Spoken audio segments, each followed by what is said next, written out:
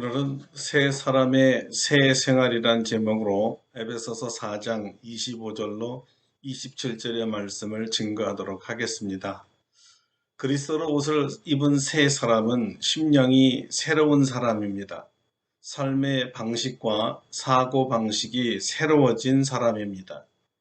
그리스도처럼 생각하고 그리스도처럼 말하고 그리스도처럼 행동하고 그리스도처럼 사는 사람입니다. 누군가가 우리를 보면서 하는 말이 당신을 보면 마치 하나님을 보는 것 같이 느껴져요 라든가 하나님이 항상 당신과 함께 계시는군요 라는 말을 듣는 사람입니다. 우리 모두는 그리스도 안에서 성령님의 능력으로 심령이 새로워진 새 사람입니다. 바울은 그리스도 안에서 성령의 능력으로 새로워진 새 사람이 살아야 할 생활 양식에 대해서 몇 가지를 집중적으로 말합니다. 첫째는 말하는 방식이 새로워져야 합니다. 거짓을 버리고 이웃과 더불어 참된 것을 말하는 사람을 말합니다. 한마디로 말하면 새 사람은 말할 때 진실해야 합니다. 우리가 거짓을 버리고 진실해야 하는 이유가 우리가 진리이신 예수 그리스도를 믿는 사람이기 때문입니다. 또한 성령으로 심령이 새로워진 사람은 성령님의 인도하심을 따라 진리 안에서 진실만 말합니다. 놀라운 것은 예수님의 영이신 성령 또한 진리의 영이라고 성경은 증거합니다. 그러므로 진리이신 그리스도를 구주로 영접한 하나님의 자녀들은 진리의 영이신 성령을 따라 거짓을 버리고 진리 안에서 말해야 합니다. 소극적으로는 거짓을 버려야 하지만 적극적으로는 진실만을 말해야 합니다. 거짓을 버리기 위해서라도 진실을 말해야 하며 진실을 말하기 위해서라도 거짓을 버려야 합니다. 가만히 보면 거짓말은 순간적인 실수에서 나오는 것이 아님을 알 수 있습니다. 그렇다면 거짓말은 어디서 오는 걸까요? 그의 성품에서 나옵니다. 오랜 습관에서 나오는 생산품이었습니다. 놀랍게도 이 거짓이란 말은 사기, 속임수라는 말과 같은 뜻으로 사용되었습니다. 그런데 성경은 이 거짓의 출처가 아주 심각한 데서 나온다는 것을 주목시킵니다. 특별히 요한복음에서는 거짓을 매기려 하여 하나님과 마귀의 극단적인 대립을 보여주고 있습니다. 요한복음 8장 44절은 마귀를 살인자와 거짓말장이로 묘사하고 있습니다. 저는 처음부터 살인한 자여 진리가 그 속에 없으므로 거짓을 말할 때마다 제 것으로 말하나니 이는 저가 거짓말장이요. 거짓말하는 것과 사망은 진리와 생명이신 예수님과 정면 대립하는 사탄으로부터 나오는 산물임을 강조하는 것입니다. 그러므로 여기에서 거짓말이란 단순히 진실이 아닌 것을 말한다는 뜻만은 아닙니다. 그것은 하나님께 대적하려는 의지, 불신앙에서 비롯된 증오, 그리고 거기에서 결과하는 헛된 노력을 포함합니다. 어떤 학자는 거짓을 이렇게 말합니다. 거짓이 사람을 죽이는 까닭은 이 무가치함 때문입니다. 왜냐하면 거짓은 그것을 참이라고 믿는 사람에게서 그의 본래적 성격을 앗아가기 때문입니다. 오늘날 한국을 살펴보면 거짓을 진실이라 호도하여 설득하고 우민을 만들어서 자기가 조종하고 의도하는 대로 따라오게 하는 소리를 자주 듣습니다. 성경은 이것을 뭐라고 한다 했지요? 사탄의 생산물, 거짓의 아비가 준 생산물이라고 했습니다. 왜 거짓을 진실이라고 속일까요? 진실을 가려야 거짓을 만든 자기에게 권력이나 재물이나 명예를 가져다 주기 때문입니다. 새 사람이 버려야 할 악습이지요. 거짓으로 얻은 것으로는 새 사람 안에 계신 진리의 영, 성령을 슬프게 만들므로 그가 행복할 수가 없습니다. 또한 요한복음에서 거짓은 불신자가 진리신 예수님에 대하여 느끼고 있는 증오심과 관련이 깊습니다. 사람에게 거짓말하는 경우를 가만히 보면 그 사람을 미워하기 때문에 거짓말을 합니다. 거짓말하는 사람의 특징은 거짓말하는 행위 자체를 무슨 경건의 최고봉이나 되는 듯 생각한다는 점입니다. 이렇게 될 때 거짓말은 가장 무서운 죄가 되지요. 왜냐하면 거짓말하는 사람들은 자신의 영광을 추구하고 예수님을 저항하기 위해 장벽을 높이 쌓아 올리기 때문입니다. 바울 사도는 이런 그리스도에 대항하는 거짓을 버리고 참된 것을 말하라 합니다. 그 사람이 새 사람이 되었는지 아직도 옛사람에 속한 사람인지를 분별하는 기준이 바로 정직과 진실을 말하는 데 있습니다. 손해와 불명예가 오더라도 새 사람은 거짓을 말하지 못합니다. 진실만을 말하지요. 어느 목사님이 신장 기능이 약화되어 건강한 사람의 신장을 이식해야 된다는 결론을 받았습니다. 주일날 임시로 강단을 맡아 설교를 하게 된 목사님이 전후 사정을 설명한 후에 아무래도 교인들 가운데서 신장 기증자가 나와야 할 것이라고 말하면서 고통받는 주님의 종을 위해서 신장을 기증할 뜻이 있는 사람은 손을 들어 보라고 했습니다. 잠시 후에 여기저기 손을 들기 시작하더니 거기 모인 천여 명이 거의 다 손을 들었습니다. 그날 설교를 맡은 목사님은 감격해서 말했습니다. 여러분 참으로 감격스럽습니다. 이처럼 주의 종을 사랑하는 사람이 많다는데 놀랐습니다. 그러나 신장은 한 사람 것이면 되니 이런 상황에서 어느 한 사람을 지적하는 것은 덕스럽지 못하기 때문에 오리털 하나를 꺼내 입으로 이렇게 후 분 후에 이 오리털이 머리 위에 내려앉은 사람을 신장 기증자로 선정하겠습니다. 그리고 우리는 주님의 뜻을 기다리며 조용히 기도하고 기다립시다. 드디어 목사님께서 오리털 하나를 꺼내서 강대상에서 후 하고 오리털을 날려 회중석으로 날아가게 했습니다. 그런데 이게 웬일일까요? 오리털이 여기저기 날아오면 사방에서 주여 할렐루야 아멘 소리가 입바람에 섞여 나오고 그 동시에 오리털은 다른 곳으로 날아가 버린 이런 것입니다. 주여 할렐루야 상상이 되지요? 오리털은 누구 머리 위에도 내려앉지 못했습니다. 모두 손을 들었지만 어느 누구도 말과는 달리 실제로 정직하게 장기를 기증할 보는 천여 명 중에 단 한 사람도 없었다는 말입니다. 여러분, 새 사람은 다른 사람을 속이려 하지 않습니다. 자신의 말에 진실합니다. 지차간에 참된 것을 말하지 않으면 모두가 거짓에 불안하기 때문이지요. 진리의 공동체가 거짓으로 무너집니다. 선한 일에 열매가 없습니다. 그래서 새 사람은 참된 것을 말해야 합니다. 둘째는 감정을 다스리는 방식이 새로워져야 합니다. 성경은 말합니다. 분을 내어도 죄를 짓지 말며 해가 지도록 분을 품지 말라. 분을 내지 말라 하는 것이 아니었습니다. 분은 자연스러운 감정의 표출이거든요. 그러나 분을 다스리라는 것입니다. 다시 말하면 감정을 다스리라고 합니다. 어느 정도 다스려야 할까요? 분이 죄가 되게 해서는 안 됩니다. 분이 죄가 되는 경우는 어떤 경우를 말할까요? 자신의 감정을 표출하는데 집중한 나머지 분을 받는 상대방의 감정의 상처를 고려하지 않을 때입니다.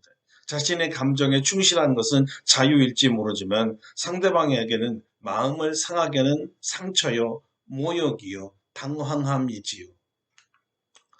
제가 고등학교 때 저를 가르쳐준 독일어 선생님은 국가에서 국비 장학금을 받아 독일 유학을 할 정도로 유능한 분이었습니다. 그런데 무엇 때문에 불만이 가득 찼는지 자신이 가지고 있는 이 화나 분을 학생들에게 풀어버릴 정도로 화를 많이 내셨던 분이었습니다. 우리가 보기에는 이유 없는 화로 보였습니다. 학생들이 숙제를 해오지 않아서 체벌을 하는 것은 좋은데 너무나 지나치다라는 경우가 태반이었지요. 선생님이 분을 낼 때에는 눈에서 마치 살인이라도 할 때 푸른 광기가 비치기도 했습니다. 그 큰 소리와 함께 공포의 저주 소리를 많이 들었지요. 이런 욕설을 하시더라고요. 너희들처럼 등신 머저리들을 가르치다니 내가 다 창피하다. 여러분 요즘이요 학생들이 핸드폰 이런 것으로 욕설하는 선생님이나 구타하는 선생님을 동영상으로 찍고 고발할 수 있는 시대지만 저희 때야 그럴 수 있었나요? 때리면 그저 맞아야 했지요. 그런데 때려도 너무한 것이었어요. 이 독일어 선생님은 마대자루가 몇 대가 부러져 나가야 직성이 풀릴 정도로 우리들을 때렸습니다.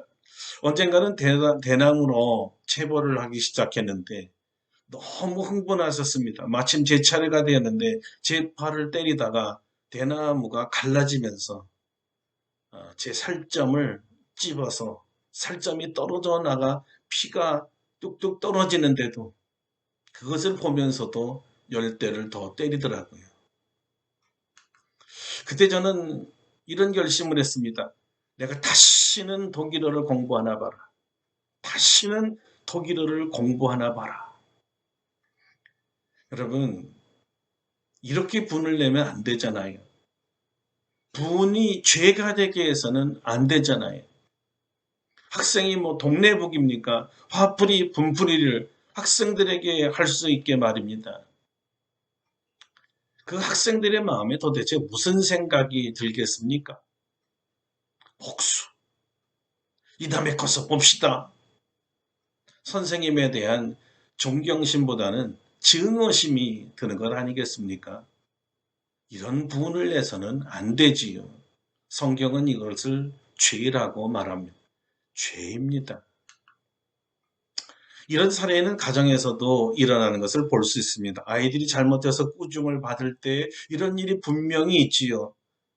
매를 댈 일도 물론 있습니다. 그런데 이 책망 중에 부모의 절제 못하는 분노가 폭발되면 회차리를 들다가 주먹이 나가고 아이들이 평생 잊지 못할 상처를 주고 맙니다. 얼마 전에 젊은 엄마가 자기 아이를 가방 속에 넣어서 구타하고 죽게 한 일이 있지요. 아무리 부모래도 용서될 수 없는 비인격적 폭력 아닙니까? 이런 폭력이 부부 사이에서 일어난다면 당장 이혼감이죠. 그리스도 안에서 성령으로 새롭게 된 새 사람들은 분을 잘 다스려야 합니다. 너 때문에 너 같은 사람은 이렇게 모든 분의 원인을 다른 사람에게 돌리면 그들이 받는 상처는 대단히 깊습니다. 분을 낼 때 주의할 것이 있습니다. 폭력적 행위가 아니라 내 감정을 표현하는 겁니다. 내 감정을 말해야 되는 것입니다. 이런 식입니다. 네가 아니면 당신이 그런 식으로 말하면 나는 정말 참을 수 없을 정도로 화가 납니다. 나는 이런 식으로 하면 견딜 수 없어 내 화가 폭발하고 말 것 같습니다. 자기 감정을 표현하는 거예요. 그 사람이 잘못됐다는 것을 얘기하는 게 아니라 그렇게 하면 내가 화가 난다는 말을 하는 거예요. 상대방을 공격하는 분, 상처 주는 분이 되어서는 안 된다는 거죠. 또 한 가지 분을 내어도 해가 지도록 분을 품지 말라고 성경은 말합니다. 분을 오래 간직하면 화병이 되거든요. 그런데 그분을 상대방에게 그렇게 오래 퍼부으면 그 분을 받아들여야 하는 그 사람의 마음은 얼마나 큰 상처가 되겠습니까? 분을 내어도 바로 풀 수 있는 사람이 되어야 합니다. 제가 존경하는 어떤 한 분은 분을 내는데 1분 안에 다시 정상으로 돌아온다고 하더군요. 바로 잊어버린다는 거예요. 당신도 살고 상대방도 살리는 방법일 것입니다. 여러분 그럴 수 있겠습니까? 한 번 분을 품으면 닭이 알이 깰 때까지 품듯이 사고가 터지도록 분을 품고 사는 사람들이 계시지요. 밤새도록 씩씩대고 잠도 안 자고 화를 내시는 분이 계시지는 않는가요? 일찍 죽습니다. 어떤 부부는 부부싸움을 하고 한 달 동안 각방을 쓰기도 한다고 하지요. 물론 식사 같이 안 합니다. 한 집에서 산다는 게 용할 정도예요. 어느 상담사는 부부싸움이 시작되면 무조건 화장실로 달려가서 문을 잠그라 그럽니다. 그리고 그곳에서 문이 풀릴 때까지, 다 사그러질 때까지 나오지 말라는 거예요. 분을 품으면 안 됩니다. 분은 마음의 독약이거든요. 품을수록 암을 만들어냅니다. 세 사람은 분을 내지만 분을 품지는 않습니다. 분을 오래 참지 않는다는 말은 빨리 용서한다는 말이기도 합니다. 용서가 빠른 사람이 세 사람입니다. 셋째, 세 사람은 영적 시험에 민감해야 합니다. 마귀에게 틈을 주지 말라고 성경은 말합니다. 사실 거짓말을 하게 하고 분을 내어도 죄를 짓도록 절제하지 못하고 심한 분을 내게 하고 오래 분을 품게 하는 것은 어쩌면 자기 자신이라기보다는 그 나쁜 감정을 속이고 내 안에 들어온 사단입니다. 사단은 우리가 감정을 다스리지 못하도록 부추깁니다. 절제를 하지 못하여 마귀가 시험하도록 틈을 주면 문제가 아주 심각해집니다. 내가 예측하지 못한 결과로 발전하거든요. 대부분 사람들은 나는 이렇게까지 한 것은 아닌데 후회하지요. 사탄은 개인이나 가정이나 성도 간의 관계를 파괴하는 데 명수입니다. 대개 분노란 감정을 절제하지 못하고 다스리지 못하여 그만 한마디 한 것이 엄청난 비극을 가져오기도 합니다. 그래서 세 사람은 마귀의 계략에 민감해야 합니다. 내 안에 거짓말을 하고 싶은 욕구나 지나친 과정으로 분노를 내고 싶은 충동이 생기면 사탄아 물러가라, 이렇게 마귀를 즉시해서 내쫓아야 합니다. 악한 마귀의 음성을 따랐다가는 어떤 봉변을 당할지 모르기 때문이지요. 어느 날 멋진 봉투 속에 들어있는 초대장 하나가 배달되었다고 한번 상상해 보겠습니다. 그 초대장에는 불행과 근심, 혼란과 고통이 가득한 삶으로 당신을 초대합니다 라고 쓰여져 있습니다. 그리고 초대인이 사탄, 마귀라고 적혀 있지요. 과연 이처럼 불쾌하고 무례한 초대에 응할 사람이 있을까요? 그러나 의외로 너무나 많은 사람들이 이 사단의 초대를 받아들여 고통의 삶을 살아간다는 것입니다. 실제로 사탄이 우리 생각 속에 공격의 화살을 쏘아대면서 잘못된 사고방식과 잘못된 행동을 유도합니다. 이것은 현대인을 위해 새롭게 고안된 사단의 새 전술이 아닙니다. 그 옛날 하와에게 네가 이 선악과를 먹으면 눈이 밝아져서 하나님처럼 선과 악을 구별할 수 있는 능력까지 생기게 된다고 거짓말을 했지요. 예나 지금이나 변함없이 사탄이 사용해온 공격 방법이 거짓입니다. 다시 말하면 선악과를 먹게 되면 너로 인해 미움과 분노와 피 흘림과 가난이 이 땅에서 시작된다고는 말하지 않았습니다. 이 첫 번째 공격에서 사탄은 승리를 얻게 됩니다. 그리고 지금까지 이 계략은 성공해 오고 있습니다. 사탄은 절대 우리에게 나쁜 일이 생길 것이라고 말하지 않습니다. 자기가 시킨 대로 자기 말대로 하기만 하면 무언가 굉장한 것이 삶에서 일어난다고 우리를 거짓으로 유혹하지요. 사단은 누구보다도 24시간 함께 삶을 나누는 가족들과의 이기심을 공격해서 남편과 아내를 갈라놓고 부모 자식을 깨트리게 만드는 아주 나쁜 존재입니다. 그래서 부부가 갈등할 때 두 사람 모두 여간에서는 자기 주장을 굽히지 않는 것을 봅니다. 이미 사탄이 각각 그들의 생각 속에 자신의 주장이 정당하도록 생각의 덫, 유혹의 덫을 놓았기 때문입니다. 따라서 우리는 수시로 떠오르는 잘못된 생각이 사단의 공격임을 깨닫고 성령의 법인 진리의 말씀으로 대적해서 그 잘못된 생각을 고쳐야 합니다.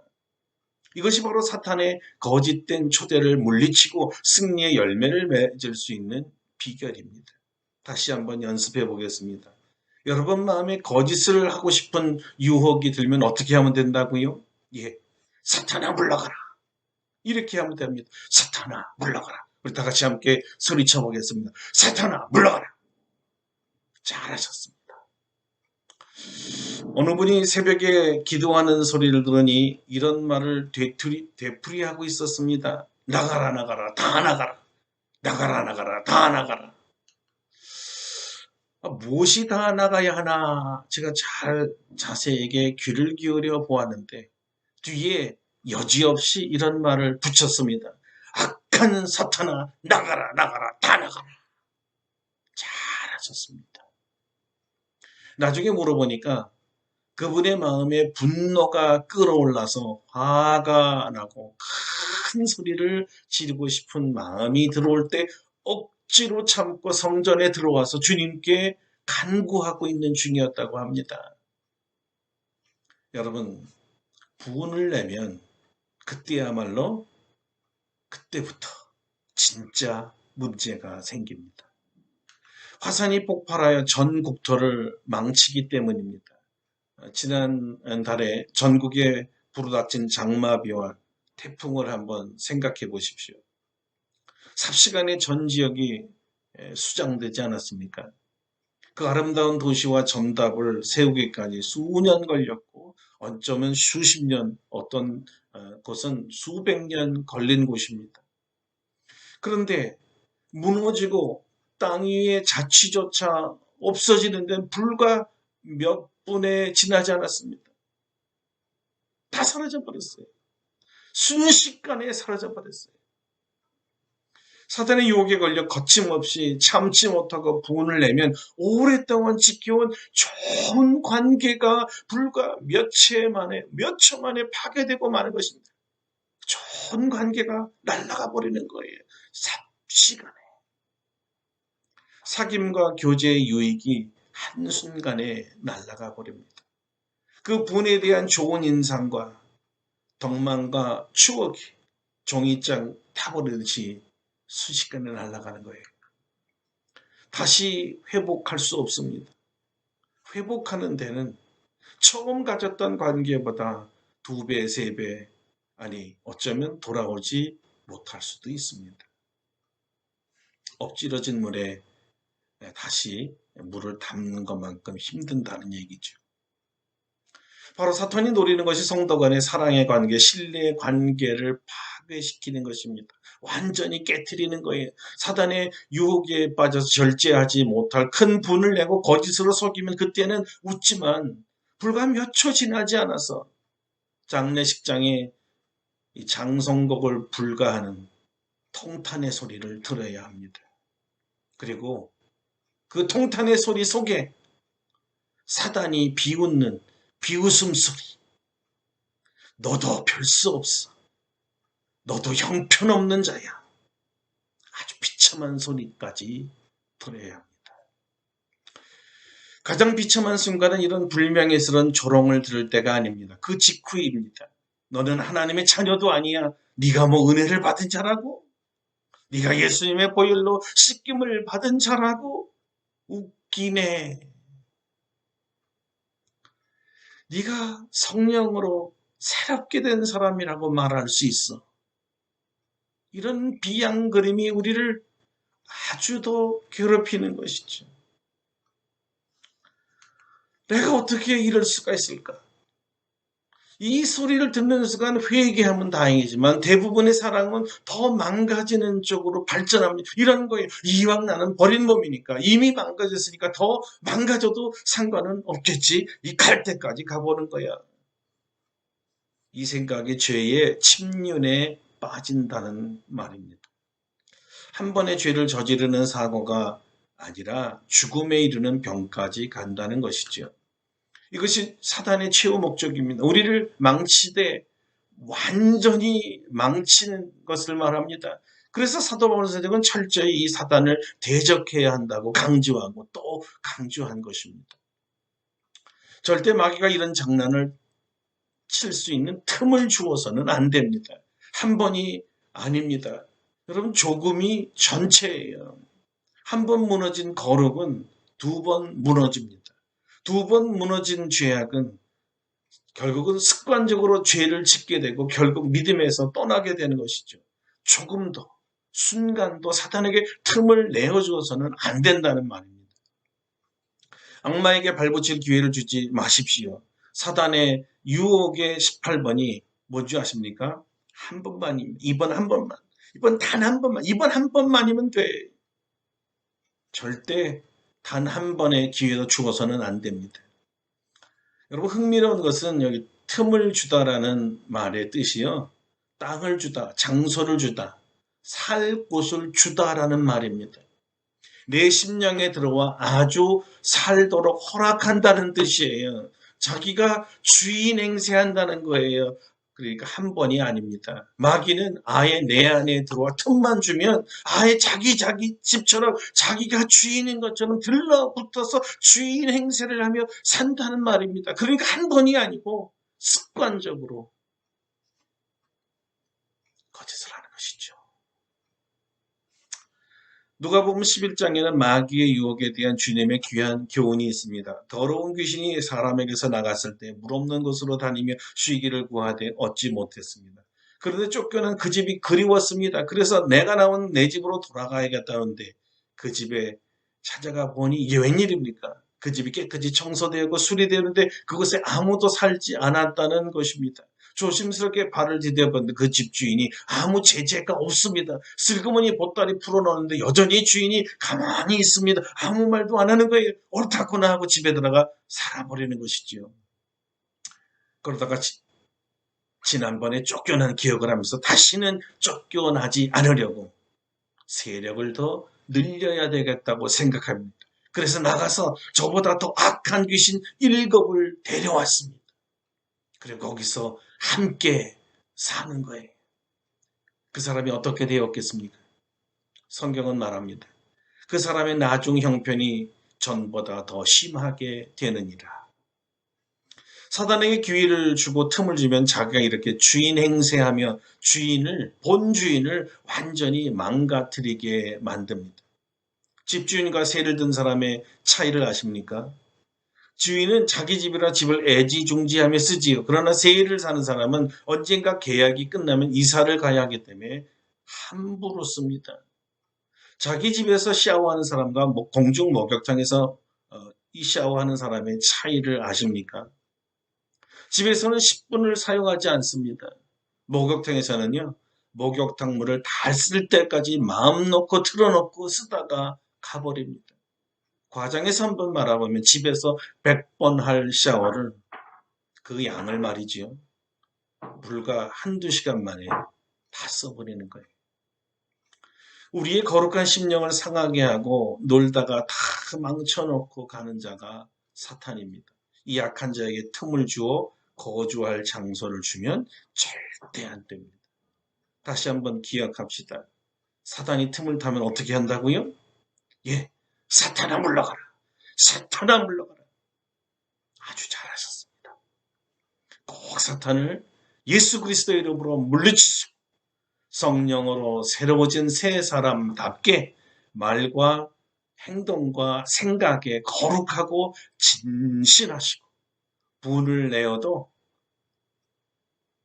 절제하고 잘 다스리고 마귀에게 틈을 주지 마라 승리하시는 거룩한 새 사람 되시기를 주님의 이름으로 축원합니다.